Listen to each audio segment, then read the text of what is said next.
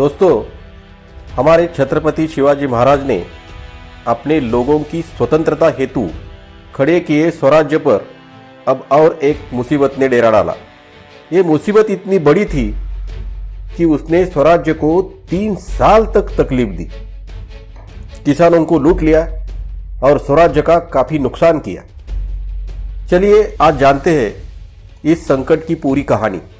देखते हैं कि महाराज ने किस रणनीति से मुसीबत को भगा दिया। सन 1660 में दिल्ली के औरंगजेब का बड़ा और ताकतवर मामा नाम शाइस्ते खान स्वराज्य की ओर निकल पड़ा। लगभग 1 लाख की सेना के साथ पुणे प्रांत में अपना डेरा जमा कर बैठ गया। गांव के गांव लूट लिए, किसानों को हानि पहुंचाई। इस वजह से लगभग 3 साल तक स्वराज्य में ना कोई महसूल आ रहा था, ना कोई खेती हो रही थी। सिंहगढ़ पर ठहरे महाराज ने जान लिया कि यह युद्ध ताकत से नहीं बल्कि युक्ति से लड़ना होगा। उन्होंने जानकारी निकाली। पुणे का पूरा प्रांत युद्ध की छावनियों में बदल गया था। मराठे अचानक छापा डाल सकते हैं, इस डर से शाइस्ते खान ने कात्रज की घाटी में बड़ी बड़ी छावनियां बिछाई थी। हर सैनिक के पास बंदूक और छोटी तोपों जैसी आदि सामग्री थी। लाल महल में ठहरे शाइस्ते खान तक सिंहगढ़ से पहुंचने का ये एकमात्र मार्ग था। लाल महल पर भी सैनिकों का कठोर बंदोबस्त था।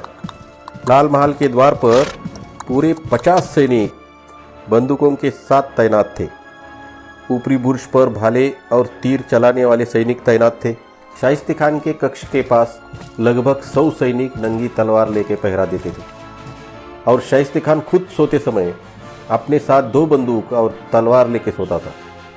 इतना ही नहीं, इसके साथ उसने पूरे पूना प्रांत में अपनी गुप्तहेरों की चौकियां लगाई थी। लाखों की सेना तैनात थी। कोई अंदर आया तो बाहर निकालने का एक ही रास्ता था, मौत। दोस्तों, आप ही बताइए, 1 लाख की फौज में सिर्फ 400-500 मावले लेकर अंदर जाना, दुश्मन को खत्म करके वहां से सही सलामत लौट आना, ये अगर कोई कर सकता है तो सिर्फ हमारे छत्रपति शिवाजी महाराज। देखते हैं महाराज ने असल में कौन सी चाल चली। महाराज ने सभी सरदारों की बैठक बुलाई। हमने शाइस्ते खान पर हमला करने की रणनीति बनाई है और इस बार हम खुद इस मुहिम में शामिल हो रहे हैं। महाराज, हमारे होते हुए आपको जाने की कोई जरूरत नहीं। आप स्वराज्य संभाले, हम मुहिम फतेह करेंगे। नहीं फिरूंगो जी। महाराज, ये बहुत जोखिम वाली मुहिम है। अगर हमें कुछ हो गया तो हजारों लोग हमारी जगह लेने के लिए तैयार है। महाराज, आप हम पर बेफिक्र ये जिम्मेदारी डालिए। नहीं फिरूंगो जी, ये मुहिम स्वराज्य के हित के लिए महत्वपूर्ण है। हम सभी साथ रहेंगे। बहिर जी, अपना काम शुरू कीजिए। दूसरे दिन मराठे मौले सिंहगढ़ के नीचे ठहरे जसवंत सिंह के छावनी में पहुंच जाते।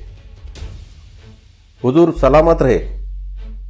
हमारे महाराज ने आपके लिए कुछ तोहफे भेजे हैं। अरे वाह, इतने सारे जेवर!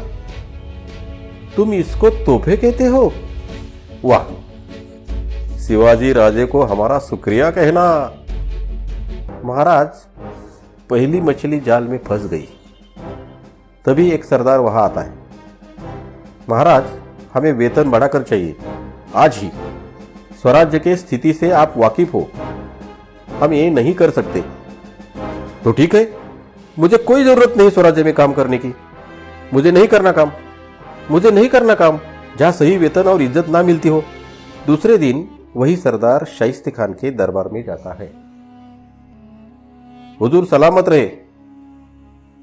जहां मान सम्मान और सही वेतन नहीं मिलता, वहां काम करने का क्या फायदा? हुजूर, आप मुझे मौका दीजिए। हम तुम पर भरोसा कैसे करें? हुजूर, मुझे शिवाजी की सभी गुप्त जगहों की जानकारी है। मुझे आप बस कुछ सेना दो तो मैं आपको शिवाजी की संपत्ति लाकर दे सकता हूं। ठीक है, लेकिन अगर चालाकी की तो काट दिए जाओगे। उस सरदार ने महाराज के कुछ गोदामों को लूट के शाइस्ते खान के सामने पेश किया। अरे वाह वाह, देखा वजीर, दुश्मन को हराना आसान हो जाता है जब आपके पास उसके शातिर सिपाही हो। वही शाइस्ते खान ठहरे हुए लाल किले पर एक माली रोज फूल और गजरे देने का काम करता था।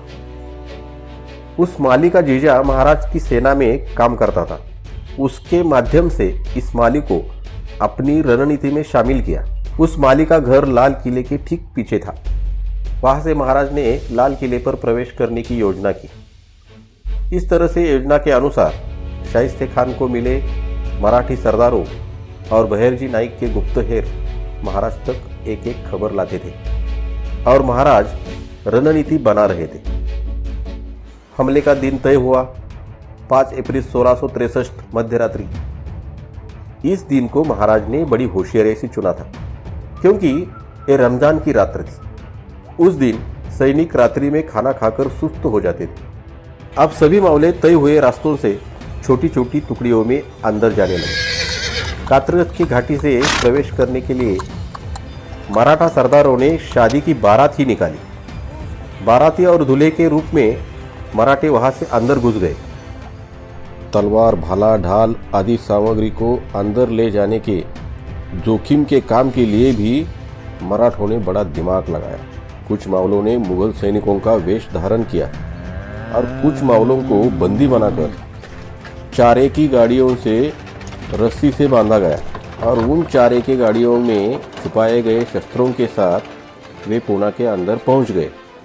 ऐसे ही कुछ मावले 100-200 बैलों के साथ कात्रज की खाई में पहुंच गए। अब महाराज भी निकल पड़े। महाराज ने सैनिक का पहराव किया। महाराज के मावलों में एक इब्राहिम खान नाम का सरदार था। उसे राजा बना दिया और बड़े शाही थाट में निकल पड़े और कात्रज की घाटी में पहुंचे। इब्राहिम खान का रुबाब देख के मुगल सैनिकों को लगा कोई बड़ा सरदार है और वहां से प्रवेश दे दिया। लाल महल के पीछे जहां उस माली का घर था वहां सब पहुंच गए और सही वक्त की प्रतीक्षा करने लगे। उस दिन औरंगजेब का जन्मदिन होने के कारण दिन में कुछ तय हुए वक्त पर ताशा, ढोल, नगाड़े बजाए जाने वाले थे। अब महाराज भी वहां पहुंच गए। लाल महल के मुजफ्फर खाना में कुछ मावले पहुंच गए। मुजफ्फर खाना और सत्याग्रह के बीच एक कच्ची ईंट से बनी दीवार थी। जैसे ही ताशा, ढोल, नगाड़े बजने लगे, मावलों ने एक कच्ची दीवार को खोदना शुरू किया। इस तरह से महाराज और मावले खान के कक्ष के पास दबे पांव से आ पहुंचे। खान गहरी नींद में था, परंतु उसे हमला होने की भनक लग गई और वो जाग गया। उसे हमला होने का एहसास हुआ, ये सिवाही होगा, और वहां से वो भाग निकला। महाराज महिलाओं की इज्जत करते हैं, इसलिए बचने के लिए वो महिलाओं की कक्ष में आकर बुर्का पहनकर छुप गया। महाराज भी उसका पीछा करते करते वहां आ पहुंचे। बुरखे में खड़ी महिलाओं को महाराज ने पूछा, कौन हो तुम? मैं खान साहब की बड़ी बेगम। महाराज को वह आवाज मर्द जैसी लगी। महाराज ने थोड़े अच्छे से देखा तो बुरखे में शाइस्ते खान घबराहट से कांप रहा दिखाई दिया और खान फिर से भागने लगा। महाराज खान का पीछा करते रहे। तभी खान ने खिड़की से बाहर छलांग लगाई।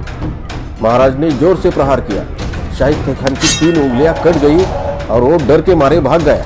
तभी कुछ मावलों ने वाद्य यंत्रियों को धमका के जबरदस्ती ढोल, ताशे, नगाड़े बजाने के लिए कहा। चारों तरफ शोर मच गया, किसी को कुछ पता नहीं चल रहा था। तभी शाइस्ते खान का बेटा प्रत्युत्तर देने लगा, परंतु मावलों ने उसे भी मार दिया। अब महाराज और मावले लाल किले से बाहर निकलने लगे।